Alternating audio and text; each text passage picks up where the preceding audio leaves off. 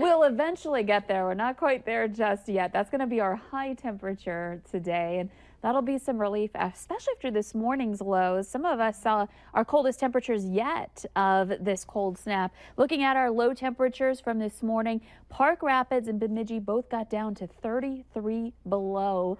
Yeah, just very tough. And just to be aware, they've had some off and on power outages in the Park Rapids area.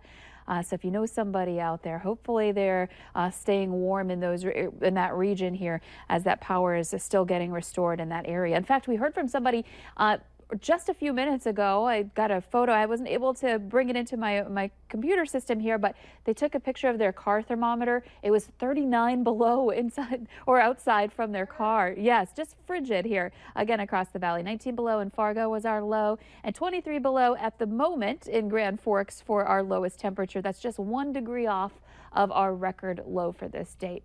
It was a beautiful morning, though. Here's our sunrise from this morning. Again, temperatures that were frigid, just clear skies, allowing that beautiful color and brightness to show up. You can see all that steam coming out of people's homes there in that time lapse. It is cold still here this morning in the valley. We're at 15 below in Fargo. Not much better in Bemidji since dropping down to 33 below. We're now at 30 below, 23 below currently in Grand Forks, and 24 below in Valley City. So just absolutely cold. We do have some wind chills to be concerned about. 48 below in Langdon and 40 below in Roseau. So really tough up in the northern valley. It's not as bad in the southern valley because we don't have as much wind. And Kristi, you came in and asked me a question from a viewer earlier today, like why is wind chill a big deal? Well, it doesn't have any effect on your car or anything like that, but it's the combination of the cold plus the wind on your exposed skin. It causes your body heat to leave you faster. It causes your skin to freeze quicker if you're not protecting yourself, because that wind's carrying away your body heat at a faster rate. That's why it's so dangerous and why we always report on that and why it's a concern for us here in the valley. Wind speeds are light for most. We've got calm conditions here in the region, and looking at clear skies for many people. There are some clouds. You can barely make them out west. We've got our infrared satellite view here, and that detects heat or the lack thereof. And because we're so cold, it's almost like we've got the clouds overhead here in the valley, even though we don't. The satellite thinks that we're seeing a little bit more cloud cover, and so it's hard to discern where the actual clouds are. They're on the way, though, and we'll see those clouds on the increase today, up to 1 degree, as you guys were saying, this afternoon. We'll be warming up, and then you can see at the very end of our planner a chance for some snow showers, and we're looking at snow moving in late tonight and continuing into the early morning hours tomorrow. So we're going to zip ahead to the late night hours, and temperatures overnight will kind of hold steady or actually go up. So that's a positive. It won't be as frigid to start off tomorrow morning, and we'll see some spotty areas of snow that will probably impact your morning commute, given that we'll see a little bit of a coating from some of those snow showers, and in some cases a little bit more than that. By 8 a.m. the snow starting to work east, but still lingering in especially Minnesota, and then getting into the afternoon hours, this kind of winds down for most areas with temperatures. It's going to be a heat wave, some single digits above zero for one day, and then everything changes. So we'll get to that in a moment. Looking at your snowfall potential, some areas could see more than an inch, maybe 2 inches of snow.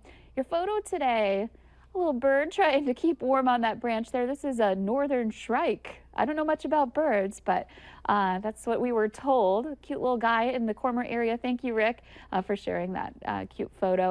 And checking out your 7-day planner. Again, the snow tonight and tomorrow, and then just frigid once again. We've got another blast of Arctic air moving in, and it might even be colder for some of us for the weekend leading into the new year. So New Year's Eve, make sure you're bundled up if you're going to be out and about late New Year's Eve night and into early 2018.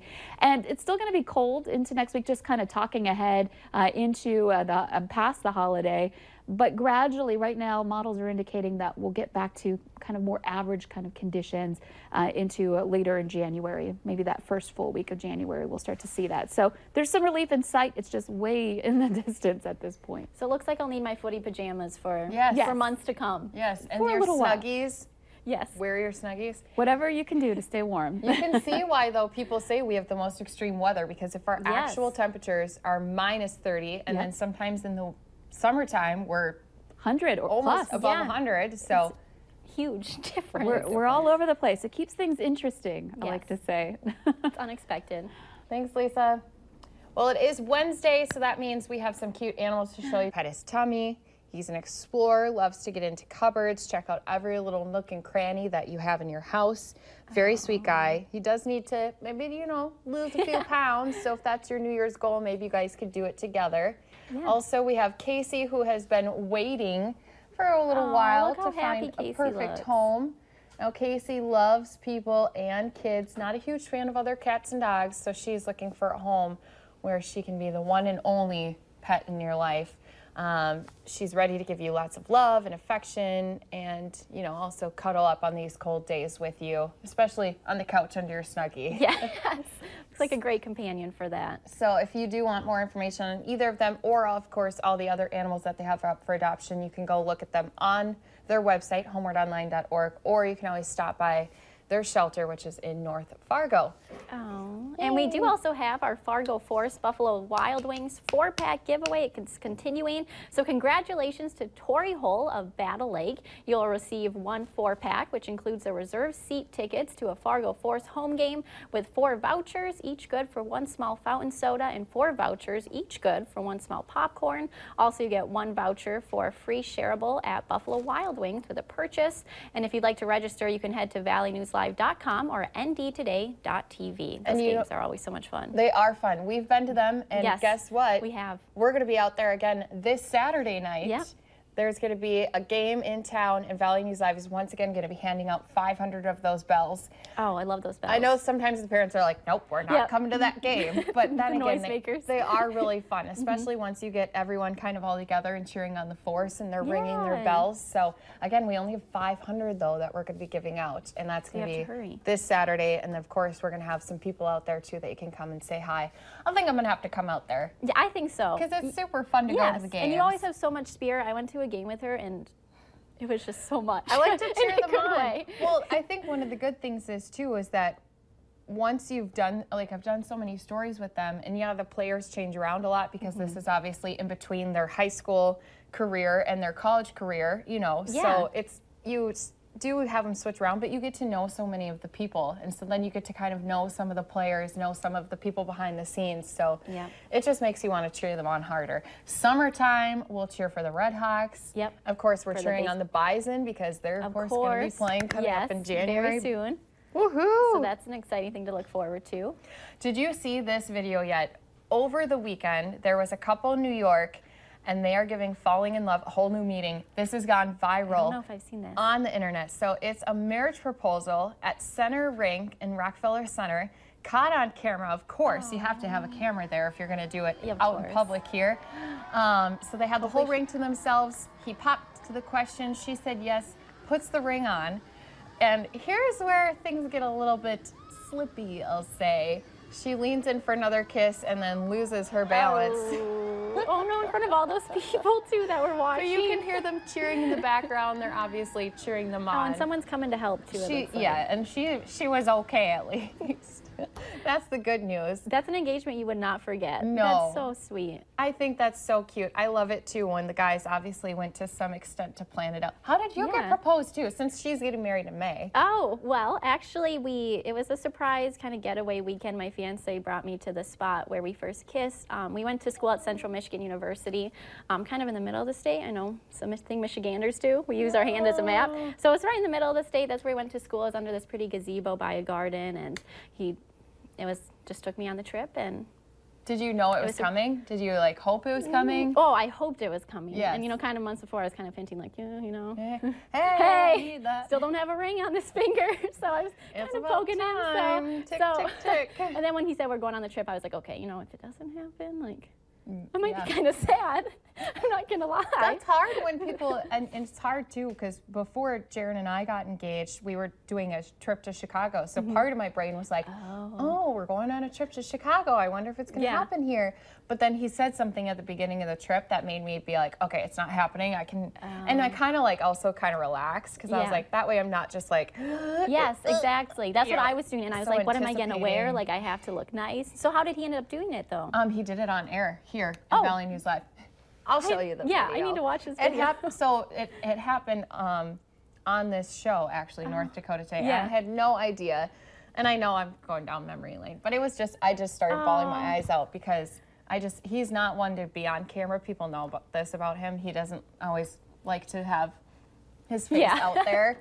Even too, like if I was like, oh, I just need video of someone typing on a computer. Can I get video of your hands? He'd be like, oh, I don't want to be on TV. Oh, so I never thought it would happen. So when Yeah. it did, I was just like, what is happening? And Lisa Very Green is surprised. probably my favorite person in my engagement video too, because Lisa Green was at the Weather Center and I was standing off to the side doing a little news thing, and she's like, her reaction. I need to watch this What video. did you say? Oh gosh. Oh, there was they a have video. the Can we watch it? Okay, we'll watch it. I haven't Just seen it because I'll before. start crying again. You know it too. I'm gonna start crying. Okay. Let's watch it. Oh. What are you doing? What are you doing? So I'm assuming you already know what's going on. But I have something to tell you. Oh, I I've loved you since I first met you. late that day. You're my best friend, my soulmate, and I want to spend the rest of my life with you. Will you marry me? oh my goodness! I'm like love crying. That.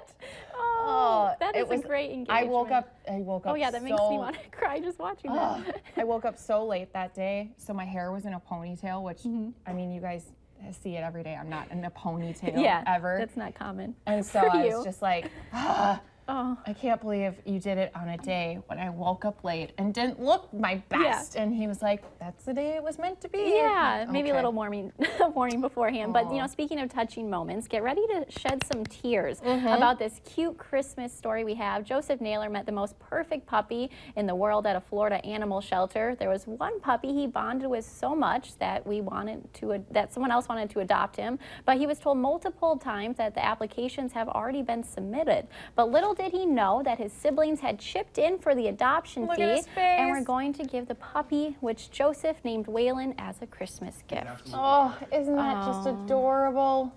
Look at them. Named him Waylon. Oh. Him. You know, I always tell people when they ask me what I want for Christmas, I say a puppy. Do you? And I know it's a lot to ask for. But That I just would be so love cute. puppies. They're so cute. I mean, who doesn't?